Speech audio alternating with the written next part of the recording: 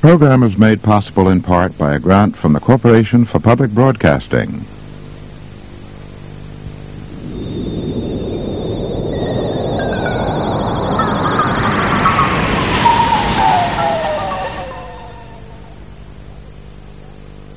Islam means brotherhood. Islam means faith. Islam means friendship. Islam means love. This is the true interpretation of Islam, not Khomeini's hatred.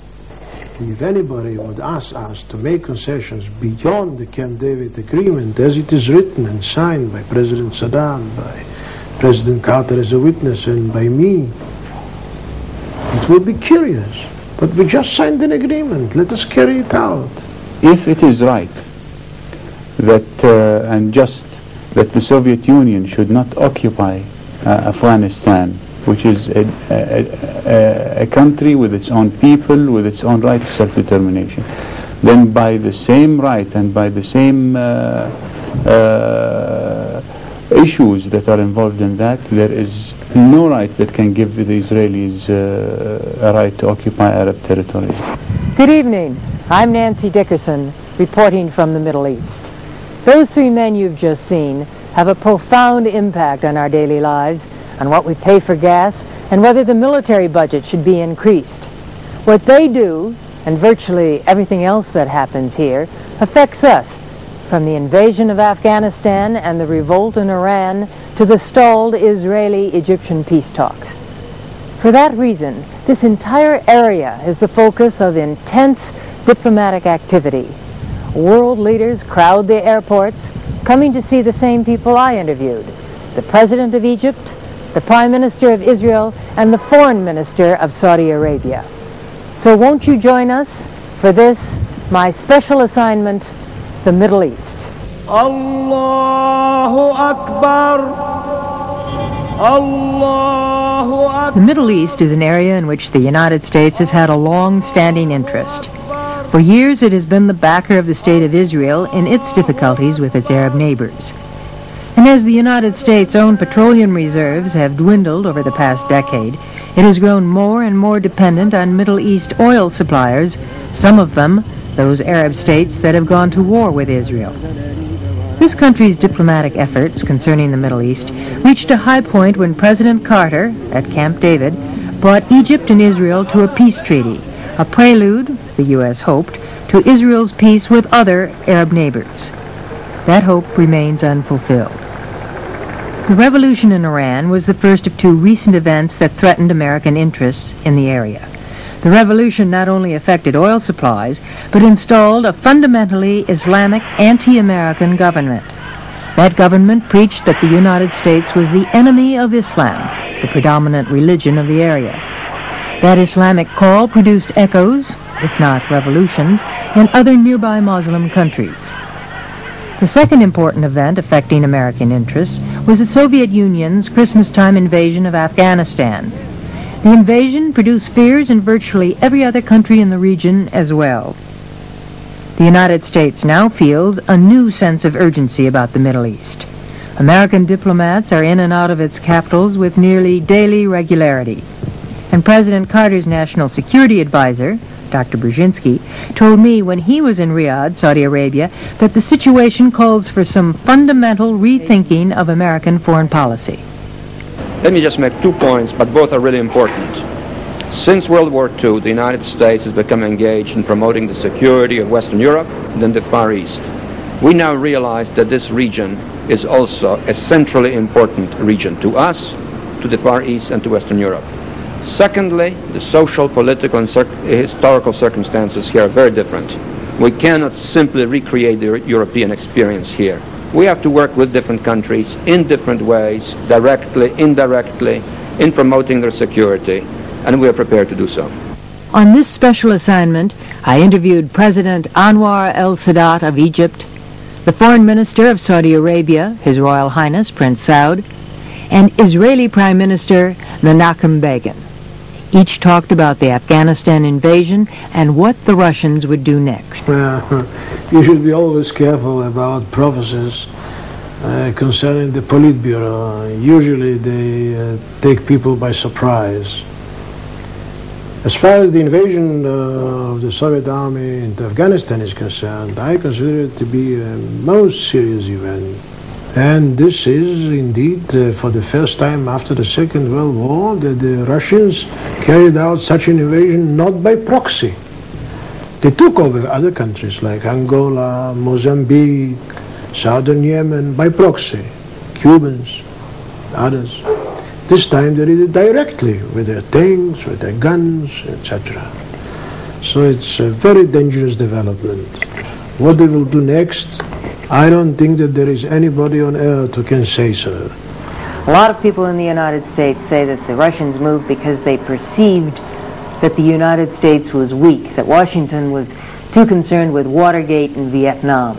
Do you think that's true? No, I don't think that the United States is weak, and the United States is watching, but the physical, the direct situation was that the Russians made the calculation they can move in, and perhaps they will encounter some opposition from the Afghans partisans, but not directly from any Western country, including the United States. And as you can see, they were not mistaken. For his part, Egyptian President Sadat views the invasion as it affects the balance of world power. But peace needs to be balanced all over the world. In the last 2 or 3, or even since the Vietnam complex and since the Watergate and so, you didn't give or attach the needed importance for keeping the balance in the whole world as the first superpower. For that you appear to be on the defensive and the Soviet Union on the offensive, and they moved in Africa, they moved in Asia and Afghanistan, and they will be continuing to move if they are not checked. I'm happy because you are now in a position after Carter's doctrine to check the Soviet Union, not to make war with the Soviet Union, because the Soviet Union will not start war for Afghanistan or anyone. I know them quite well. I have dealt with them. You know, you turn it around. In the United States, it's been heralded, this invasion of Afghanistan, as perhaps a step closer toward war. Yet you say it's a good omen. It is a good omen. Why? The balance must be kept in the whole world. Look what has what is happening now on the Persian Gulf. Yeah. Everyone is scared, and everyone is not sure of the help of the United States or sure of himself. So they are really in a mess. That is because the United States appear to be on the defensive all the time. Well, when Carter started to check, well, this is a good omen, because as I told you, I have dealt with the Soviet Union more than 15 years. Yes. They need full surveillance, 24-hour surveillance. In Saudi Arabia, the foreign minister, Prince Saud, had another view of the Soviet invasion. I don't really know what motivates the two superpowers in their relations or in their judgments about each other, but what is a better way to look at it is by the event itself. Whatever the motivation, the result is immensely dangerous. Rather it is that they saw Afghanistan as weak and that they could occupy it with impunity. That they have objectives is certain, because otherwise they wouldn't have done this. Whatever they are trying to accomplish them by using force. And coming from a superpower, this returns us to the age of savagery, where the strong can accomplish what he wants by using brute strength. This is coming from one of the countries that have in their hands the peace and security of the whole world, or the destruction of the whole world, is by itself an enormous danger to the stability and security of the world. And whatever the third world countries and the Muslim countries can do to show their opposition to this, to show their firm insistence on their independence. In the final analysis will be good even to the relations between the superpowers. In reaction to the Afghanistan invasion, President Carter made a speech. Out of that evolved what we call the Carter Doctrine. What did you think as you listened to that speech or read it later? The United States is one of the countries that would be most effective in taking measures with the Soviet Union to convince the Soviet Union of the wrongness of their action and the wrongness of using force to attain objectives. If it is the interest of the Soviet Union that they are searching for in this, then force is not the way to deal with this. This is a return really to the age of imperialism at the beginning of this century, where the strong powers, the powers with the forces of military forces and military capabilities, try to get what they want from the rest of the world by force, by occupation, by exploitation. And what did it do to us? It brought the world to 2 world wars in the final analysis. This is what will happen. And if now we see a reaction from each of the superpowers trying to gain advantage by using military force in this, it will eventually, the world will run dry of places where they can go and bring their armies, and they will start into conflict with each other. So I think whatever measures that the United States takes to prevent the use of force against... What do you want them to do? The United States? Yes. Well, to stand as firmly as the Third World and as the Muslim countries have done. The Muslim countries that are facing this aggression, Afghanistan, the surrounding countries have legitimate requirements to stand on their own feet. This is where any assistance that can be provided by the United States should be geared at, to help these countries maintain their independence, really. What I really advise is this: help your friends to defend themselves, either economically, and I put economically in the first place, to build their economy, because economy now means independence, and then sell us the arms with which we can defend ourselves. The language of strength is what you're saying.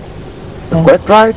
And the language of checking him wherever he moves, or whenever he moves, one must be ready to check the Soviet Union. And they can be checked. It is not very difficult. What do you think the United States should do now in this connection? I agree with President Carter 100%, but it needs more surveillance from your side, and you have to drop this Vietnam complex, and so not in the sense of sending American soldiers to any place in the world. If I may interrupt, your friend Dr. Henry Kissinger has suggested that we should send troops to Pakistan. You're saying that is wrong. No. I don't agree to this at all. No. I don't agree to this. I don't agree to bases, any more bases, because, you know, whenever there is a base and a foreign flag, there is hatred always. And you have your experience. What do you think about the Carter response to the Soviet invasion, the so-called Carter Doctrine, wherein he said we were going to put a great umbrella of strategic protection over this entire Middle East area?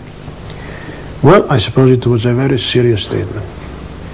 And I think it was good that it was made.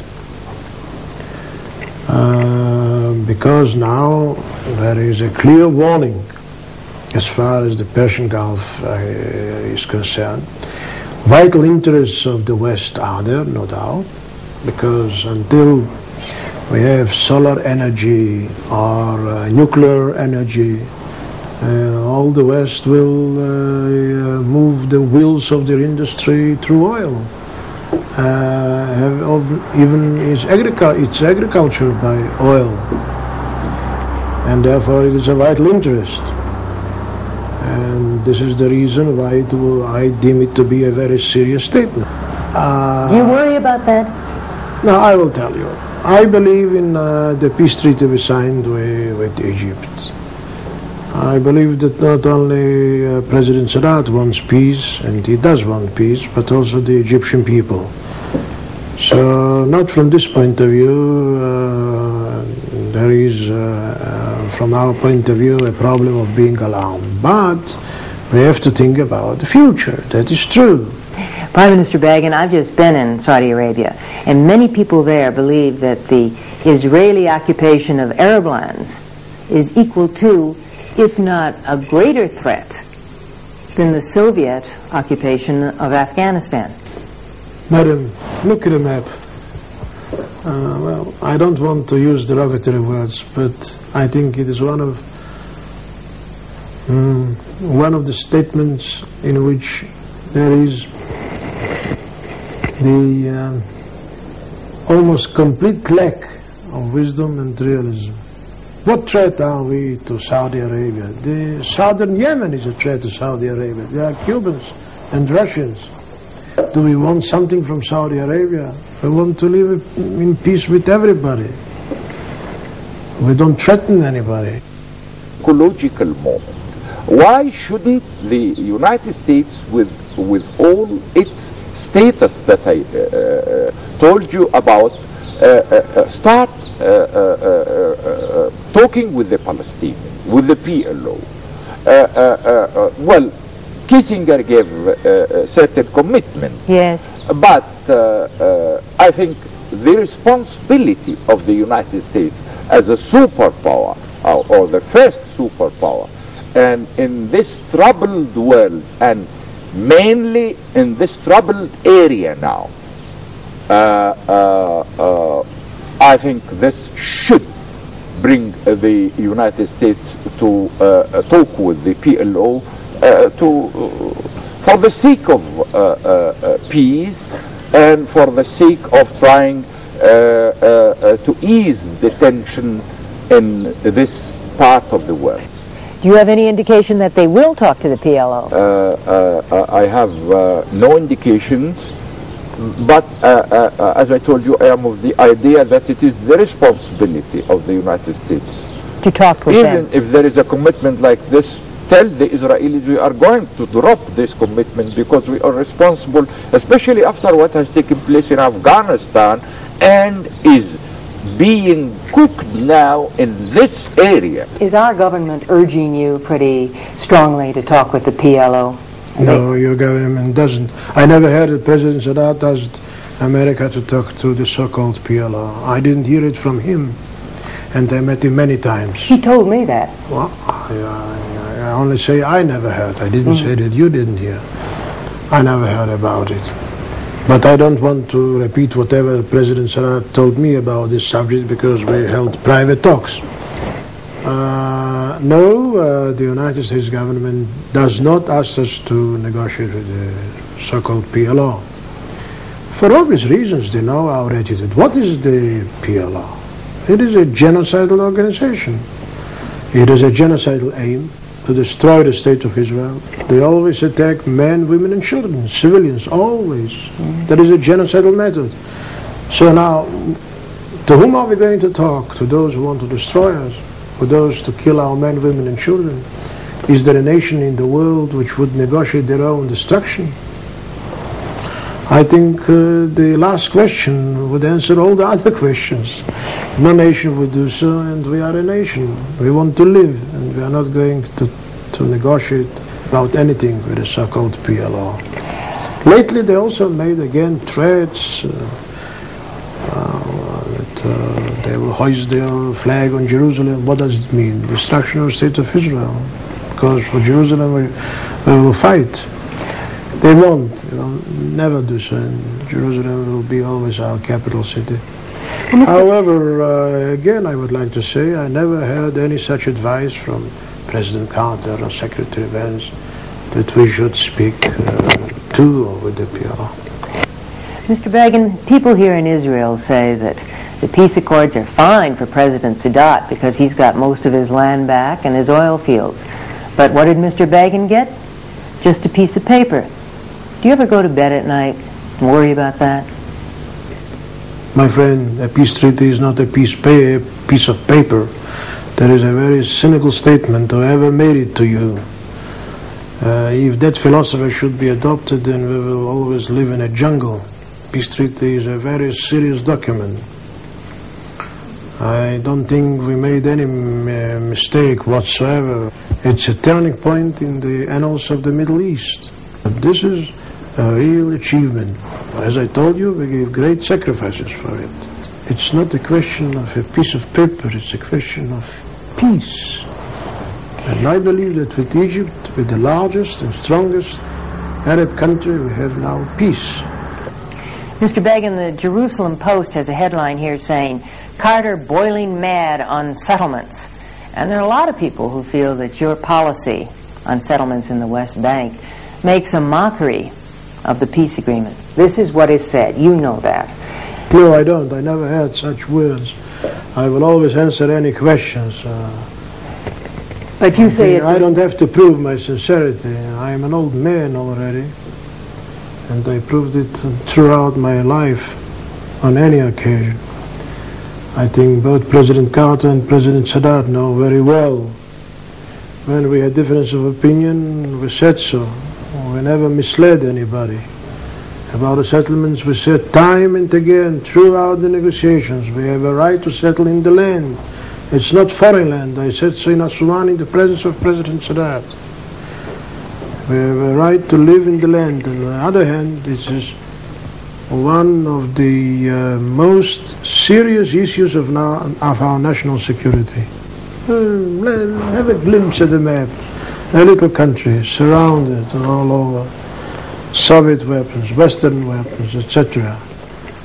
Huge armies in Syria, more than 2,500 advisors. Iraq, sophisticated weapons, 1,000 tank carriers. They can bring through the desert in 48 hours 4 armored divisions. In the air, most sophisticated planes like MiG-25, etc. The PLO is on the rampage. Sometimes they don't succeed in their attempts. We foil those attempts. Our security services are good. Our soldiers are not the worst in the world. You know that the so-called PLO has got $1 million daily of a budget. Nearly 400 million per annum. Anyhow, nearly 360 million. From the petrodollars countries. I know. And with such money you can buy arms. They are on the rampage. And we must defend ourselves. And assure our security. Of course, if Arabs live together with Jews, it is much more difficult to carry out from the mountains, coming to the valley, those terrorist attacks. It's a matter, may I now use this word, one of the most vital interests of Israel. Because in our case, security means life, just like this, the life of our men, women and children. And we never misled anybody. On all occasions we said, we have a right to settle, to live in the land, every place in the land, and it is a matter, one of the most vital issues of our national security. But many people feel that with the recent Soviet threat, it's time now for Israel to make more concessions.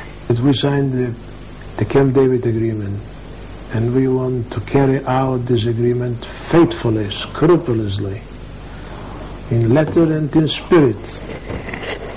And if anybody would ask us to make concessions beyond the Camp David agreement, as it is written and signed by President Sadat, by President Carter as a witness, and by me, it would be curious. But we just signed an agreement. Let us carry it out. What concessions? We signed an agreement that, in my opinion, can serve the purpose of peace. The idea of autonomy for the Palestinian Arabs in Judea, Samaria, and the Gaza district is our idea, not an Egyptian one, not an American one, because we want to live with our neighbors together in peace, in liberty, in human dignity, without bloodshed, without attacks and counterattacks. And this is the bridge through which you can reach this goal. This is the agreement we signed. Let us give it a chance. What new concessions? Well, let me say this. In all candor, I'm ready to go any further, but how am I going to give concessions in the full autonomy for the Palestinians? In the first place, let me tell you this. I can't speak for the Palestinians. It is not Egypt. I can't give any concession except on my land or in my capacity as president of Egypt. But as for the Palestinians, I can't give anything at all. What happens now to break the impasse? Is it necessary to have a three-party summit, maybe a version of Camp David II, something like that, to break the impasse and get the negotiations going again? There is no impasse. The negotiations go on all the time. And I don't think that there is now such a suggestion to have, again, a tripartite meeting between President Carter, President Sadat, and myself. Of course, you should be invited. I will gratefully accept any invitation. But you don't think it's necessary? I agree with you. Because the negotiations go on, you use the word impasse, and I deny that there is an impasse. First of all, normalization now between Egypt and Israel in accordance with the peace treaty goes on continually. For the last 9 months we carried all the burden of putting into realization the peace treaty. Now comes the stage of normalization. Cultural cooperation, economic cooperation, common ventures, all this is going on before our own eyes, and we get used to it. I can tell you that if 3 years ago anybody would have told you or one of my colleagues that this will happen in 1980, I don't think that lady or gentleman would have told him, you are right, so it will happen. I think he would have heard, well, that is fantastic, it's impossible. Well, it is not the first time that we reach a deadlock or we have difficulties. By nature, let me tell you that I am optimistic, as I have always said. We have faced before Camp David and after Camp David and before the treaty and after and before the treaty, we have faced lots of difficulties. And we have surmounted them all with the effort. And again, let me put emphasis that without the United States, without the devotion of your President Carter to the cause of peace and his perseverance, really, we could have never achieved anything. Well, a lot of people say that you're going to have to go to another three-party summit with you, Prime Minister Begin, and President Carter. Do you think that's necessary? It is necessary. I welcome the idea, but... Do you call for the idea right now? I welcome the idea, for sure. But this time, if I am to advise, let us have this session with Carter in Camp David or in Washington. It's unusual, even extraordinary, that two arch-enemies could have become such friends and admirers. I asked each of them about it. I like him. Why? He was strong in his enmity, and he is strong also in his friendship. This is the strong man. Well, Begin, as you know, is the last of the old guard there. Yeah. I don't think anyone could have, brought peace in rather a very short time. It is 2 years and a few months since my initiative. Only 2 years. Look to what has taken place in those 2 years. No one could have persuaded the Israeli public opinion except a very strong man like Begin. Since we met in Washington on the day when we signed the peace treaty, it was the 26th of March last year, every meeting between us brought us closer and closer to each other.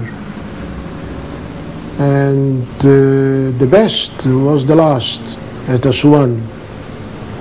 We had 3 long talks. The first was devoted to the regional and international problems.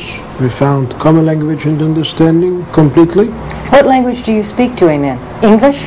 Always we speak English. Yes. I had a phone call from President Sadat some 2 weeks ago, and this phone you can see here. The red I have phone? a direct line, yes. Do you talk with him often? Well, from time to time, and he made a certain request to me, which I accepted, understanding the situation. You seem to have a personal peace with President Sadat, but does it go beyond that? You could die tomorrow, so could he. If that happens, I have no what happens doubt to the about peace? answering this question. It is peace between Egypt and Israel. The Egyptian people are good-hearted people. I think now they understand that peace gives them benefits, indeed. I may say that we have certain difficulties, especially in the economic field, as a result of the sacrifices we made for the sake of peace. I don't regret them. Yes, I We wonder, want peace.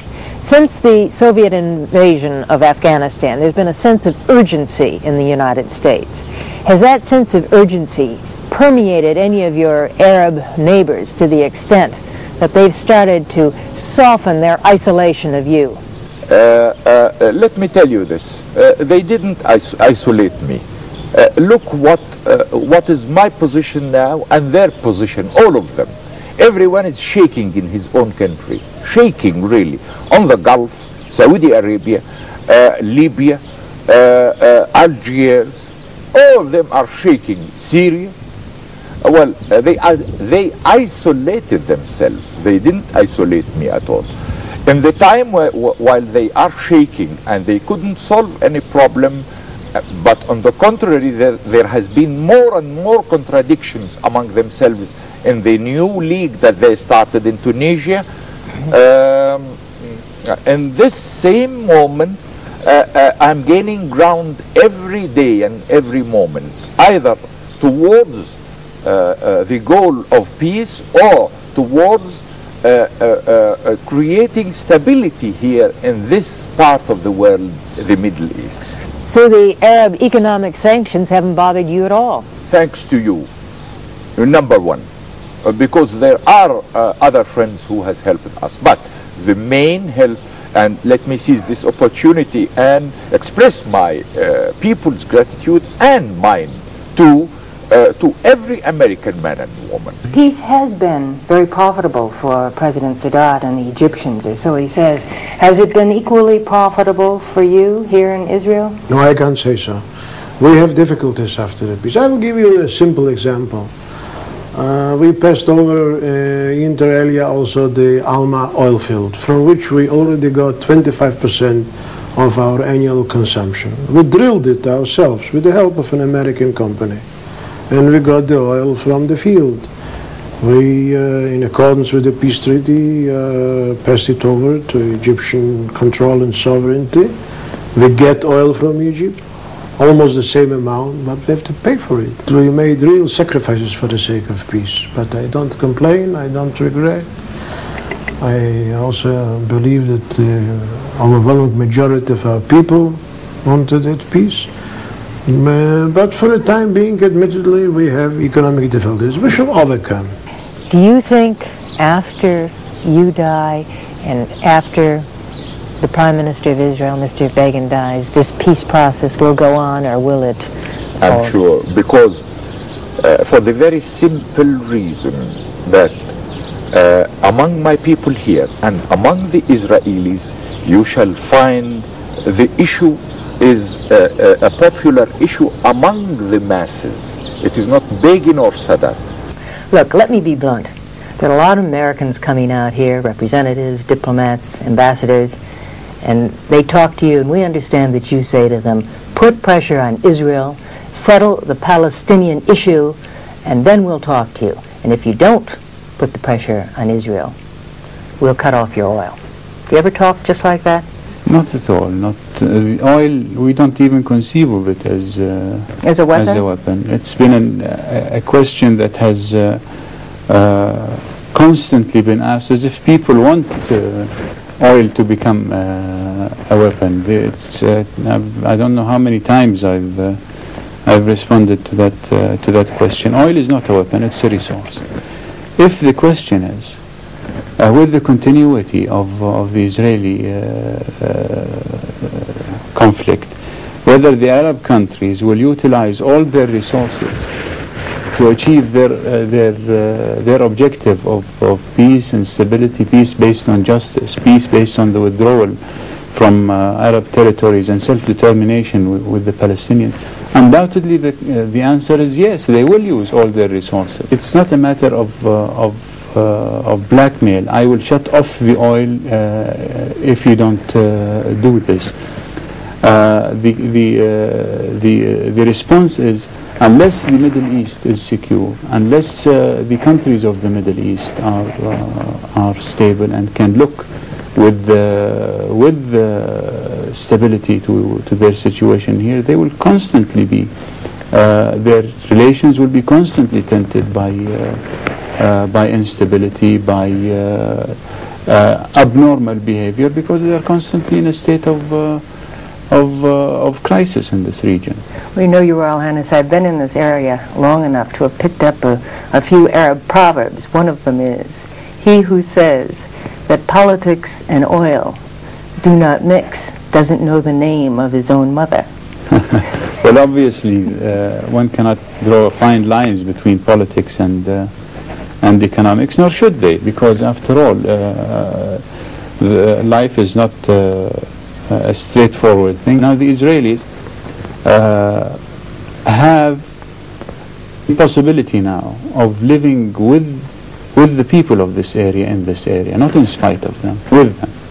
If they only want to live here in spite of, on their own terms, that whatever they want, they can occupy whatever territory they want, they can have whatever they want, and count on the unlimited support of the United States and Europe, then they are doing something that threatens not only the region, but the relations of the United States with the Arab world and the relations of the United States with the Islamic world. The average American remembers that you did use oil as a weapon in the 1973 oil embargo, and he also wonders why he has to pay so much for gas at the pump. After all, the price has doubled in the past year.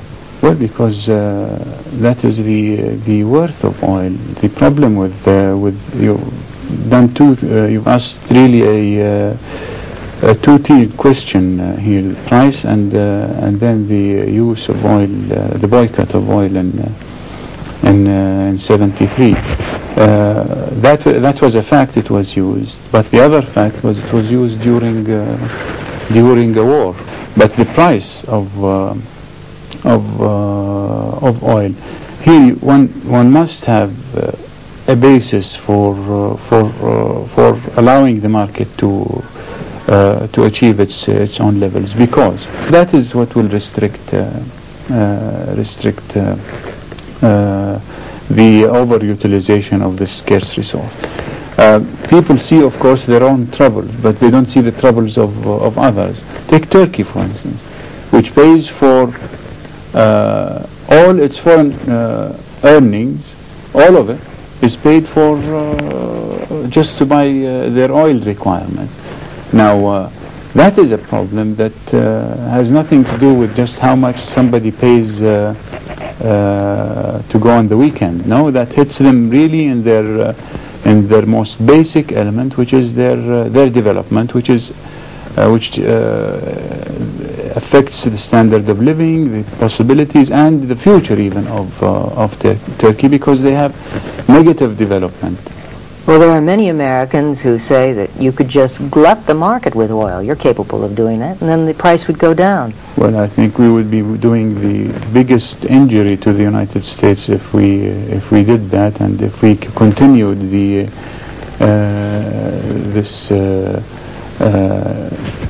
image that there is no energy crisis, that people can go on consuming energy on the same levels that they have without running out, because we are at a transition period where we have to develop alternatives, because there is not enough oil to meet demand for energy. There must be alternatives, and unless we check demand to allow for this transition to carry us until the next energy era, we will have done a great injury. We will have, instead of having difficult times in the 80s, we will have a crisis from now that is insoluble. A crisis that already permeates the Middle East has been brought on by the revolt in Iran.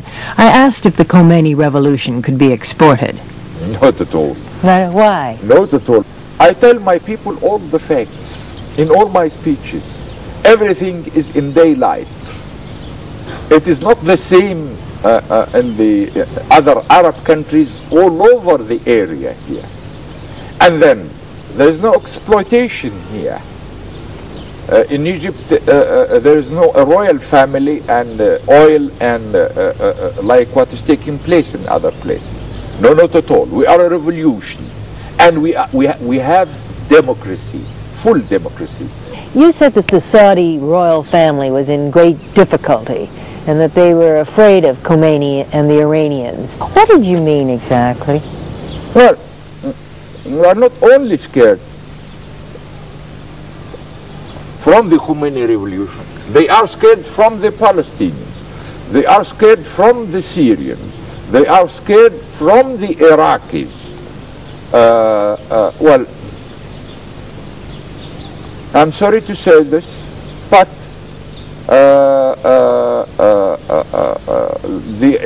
the Arab cause should not be harmed because the Saudi family is facing difficulties or so. That's what I was saying. Now, you mentioned religious fanaticism. I'm not a Muslim and I don't understand your religion, but I see the Khomeini revolt in Iran, we see the attack on the mosque in Mecca, and is there a connection between these two? Is there a rise of fundamentalism in the Islamic world? I have said it, I repeat it. This is not Islam at all. At all. This is Khomeinism. Why? Islam doesn't know hatred. The man Khomeini is living, is eating and drinking hatred every day, and he is giving the Iranian people hatred in their food every day. This is not Islam at all. At all. I have said it, I have expressed myself, and more than that, I have blamed all my colleagues who are Muslim leaders in their countries who has not accused and condemned this from Khomeini. This is not Islam at all. Islam means brotherhood. Islam means faith. Islam means friendship. Islam means love. This is the true interpretation of Islam, not Khomeini's hatred. No, it's not Islam at all. Revolutions happen in countries according to the conditions that exist in the countries. The conditions here are completely different from Iran. We have many things in common with Iran, but the country is different and the conditions here are much different. I'd like to use an American slang word, and I know you're very familiar with our slang. Many people, many world leaders, think that Khomeini is crazy. What do you think of him? I don't think so. It's why I would have such an opinion. I don't know why should anybody have such an opinion. A revolution undoubtedly has extreme elements, and this has been the result of it. The problems that were faced in Iran were extensive, and that doesn't mean that somebody, if he has a different opinion, is necessarily crazy. But on the other hand, Khomeini has condoned, if not masterminded, the taking of the American hostages. This is against all the tenets of international law. It's a barbaric, outrageous thing to do. Yet the Crown Prince here in Saudi Arabia says that he respects Khomeini's convictions. How can that be? happened? Well, you've taken just one part of what was said. Saudi Arabia from the beginning announced that it doesn't condone the seizure of hostages, whether it is for political objectives or for any other objective. It is not the way to deal amongst nations, either on the basis of international law or on the basis of Islamic law. I wonder if we will go back to the American Revolution, whether there were some extreme activities taken by the leaders of that revolution, but I assume we can do that in history, because after all I don't think there is any conflict in essence between the interests of the United States and the interests of Iran. Speaking of Islam, I'd like to ask you about the recent crisis at the holiest of holy shrines in Mecca, at the mosque, when the terrorists took over. What really happened? Well, of course, this was all the facts and figures about it were presented publicly by the government from the beginning, and even at the end of all the measures that were taken to find out the extent of it were announced publicly. There is nothing to hide. And this group of people came into the mosque. They occupied the mosque and brought what they called the Mahdi, the expected one, and they asked people to accept him as the Mahdi. Of course, the people refused, and then they closed off the mosque and put positions inside the mosque to prevent entrance, presumably because they wanted to hold on to the mosque until the people rise to accept the Mahdi. But it was a fairly well organized attack. Do you see this as a religious fanatic movement? No, it wasn't a well organized attack. You must know that Mecca and the mosque have no security on them. You don't check people to see whether they're carrying weapons to come into a mosque, especially a mosque like Mecca, where at any one time there are maybe 100, 200, 300,000 people praying at each period of prayer. So there was absolutely no security on this level. However, President Sadat differed when I asked him if the Mecca incident was political opposition to the kingdom. Yes, for the very simple reason that during the 17 or 18 days, the rebels inside the mosque was giving speeches through microphones that they prepared for themselves before they took hold of the mosque, and they were telling their principles, and it is a pure political issue. You know, President Sadat, I guess you realize you enjoy a very good press in the United States, and one of our magazines, Fortune, just did a cover story on you in which they say, in effect, Sadat has put his shoulder to the wheel of history and made it move. In his presence, you feel a sense of dignity and mission. Well, everything I read about you emphasizes that there is a mystical sense about you, particularly in regard to your mission to Jerusalem. Do you think God really put you here to do what you do? Does God tell you to do? I feel it a mission. Let me tell you this. I don't want anyone to misunderstand what I say. I'm not a prophet. I'm not a man of metaphysics or so. Let me tell you this. I feel that I have a mission since I was a small boy. I didn't take after my father or after my family in lot of things. I felt always that... Were you an outsider, a loner? Yes, I felt always that I have certain feelings because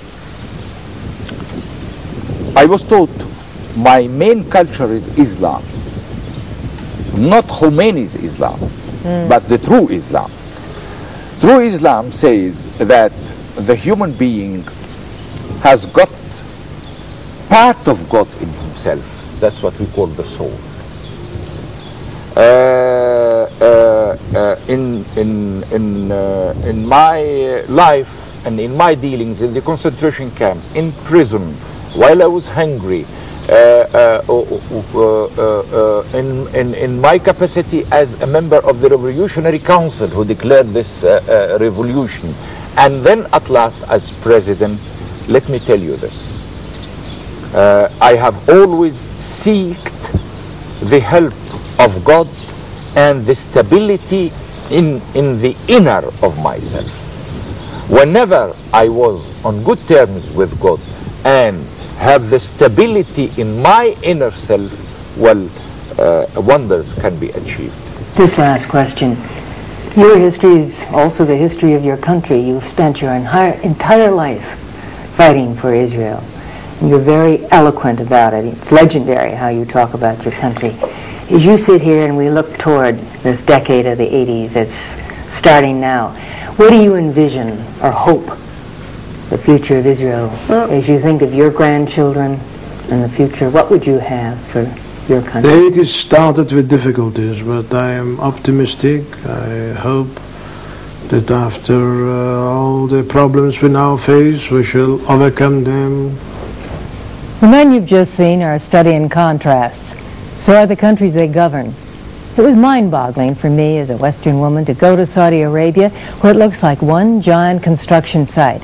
They're building roads, schools, hospitals, hotels overnight, literally jumping into the 21st century, while at the same time they're back in the Middle Ages in their treatment of women. Women can't drive, they can't eat in public or leave the country without the permission of their male relatives, and they have to wear the veil. In Egypt, President Sadat told me that women had equality, but when I asked him if a woman could be president, he said no, impossible. In Israel, where women are drafted for the army, they are not permitted to serve in combat because, as Prime Minister Begin said, it's not our tradition. Well, by now we all know that traditions and events in the Middle East determine our future here in the West. So it follows that the Middle East leaders, whom you've just seen, have more power over our lives than many of our own officials. Each of these men is highly individualistic, from the sophisticated Prince Saud and the sometimes mystic Sadat to the now grandfatherly Begin. Obviously, each is articulate, so let them conclude this program for themselves, starting with President Sadat, whom I asked what one thing he wanted to be remembered by. My great achievement, peace. For that I asked to be buried on Mount Sinai in the center of 3 temples. One is a mosque, the other is a church, the third is a synagogue. Well, although the Middle East is a land of visions and visionaries, I don't claim that I am a visionary, but I think the Middle East generally is at a great turning point. This crossroads of civilizations that has been dormant for a long time is awakening. Israel will live, will develop, we shall bring in more people here. My children and grandchildren will live here with all other children and grandchildren of Israel and to the Jewish people happily, as free men and in peace with their Arab neighbors. This is what I believe in, but mainly may I say this is a prayer from my heart. Allahu Akbar, Allahu Akbar, Allahu Akbar, Allahu Akbar. أشهد أن لا إله إلا الله أشهد أن لا إله إلا الله وعباد الميدين عباد وجرى سرري تبار حير الخير شير مرفي عليه خندي شمير وكان لهي محارم برسي أولى المراح كالشبول عبيد وزر فناقل كلها مصري كلان وهالنزار فشمير كلان تعيشنا منها النخل عزيقة وشليفة عسى شوطة. This program was made possible in part by a grant from the Corporation for Public Broadcasting. Do you have the feeling after your meeting with the President that Israel will be able to get its warplanes, its F-15s and F-16s, without it being tied to shipments of planes to Saudi Arabia and Egypt? That I can't say. That depends, as you know, on the Congress. What we try to explain is that the supply of planes to us shouldn't be lumped up, shouldn't be linked with any supply whatsoever. We got a clear-cut commitment about those planes in September 1975. And then we also explained that those F-15s to Saudi Arabia are a very grave danger to Israel. With those planes they could reach Tel Aviv in 27 or 28 minutes, Eilat in 10 minutes. Saudi Arabia would turn into a confrontation state. In the October weekly of Egypt we had threats that if we don't accept certain demands there may be another October war with all the Arab countries around, and such a supply of lethal weapons would feed the threat. So therefore we ask now in the first instance to separate completely the supply of planes to us from that to any other country, and we express respect for our opinion that the supply to those two Arab countries would be very detrimental to the peacemaking process. I just have two more questions. When you go home now, you're going to be talking to your cabinet, your government. Can you give us any idea of what you're going to say so that we have any picture of what a next step might be other than patience and hope? The next step is of hope. I will never lose hope. We want peace. Others profess they want peace. And therefore, if we keep contacts between us, there is good and real hope that the negotiations will be renewed, and then as a result of them there will be peace. Contacts between you and Israel, you and Egypt? All over, yes, and between Israel and Egypt. Contacts also between the United States and both countries. Then I believe there is a chance. Never lose faith in the chance. And those contacts are still open even though each person seems to be stuck in his own position? To a certain extent they are open, and so they should be kept. Mr. Prime Minister, as you look back and you see the kind of expectations and also the fact that now the cards seem to be more in President Sadat's hands, are you ever sorry that he came to Israel? Not at all. I invited him. I think it was a very important event. On the contrary, I think it is a good basis for the continual contacts, and those were very good and important days for all of us. Do you think that perhaps you and President Sadat and all of us were too optimistic? We weren't too optimistic. Some people say that in those days there was a kind of euphoria. Well, it's natural, so President Sadat comes to Jerusalem, makes a speech from the Knesset, I answer him, the whole world is listening. Then came the difficulties. That's natural, that there is an undertone of a certain disappointment. But we only must continue. This is the decisive factor in the position, to continue our efforts, not to get disappointed completely because there are difficulties. Make an effort to overcome the difficulties. Then everything will pay off. Mr. Prime Minister, it was considered and is considered that you have in your hands the opportunity to achieve peace. What would it mean to you, Mr. Prime Minister, in your lifetime of experience, if you should lose this opportunity? Well, I don't think about losing it. It's not a problem of myself, but of everybody involved. It would be a very grave disappointment, but I want with all my heart peace.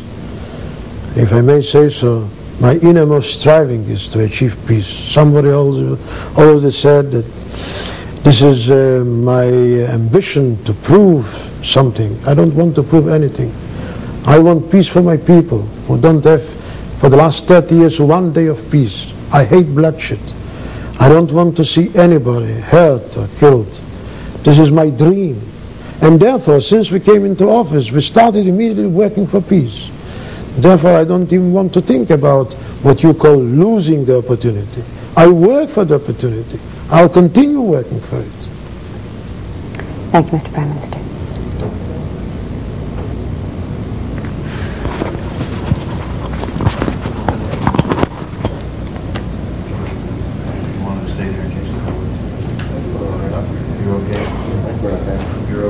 Are you okay?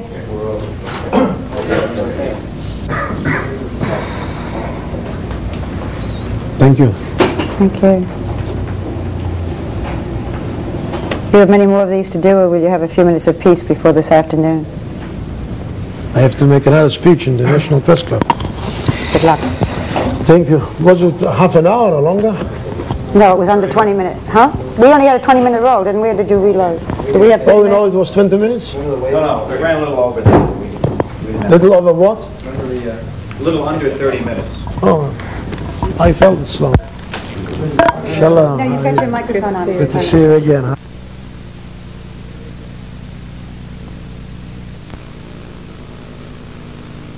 You did? You watched me from Chancellor? Yes, I did.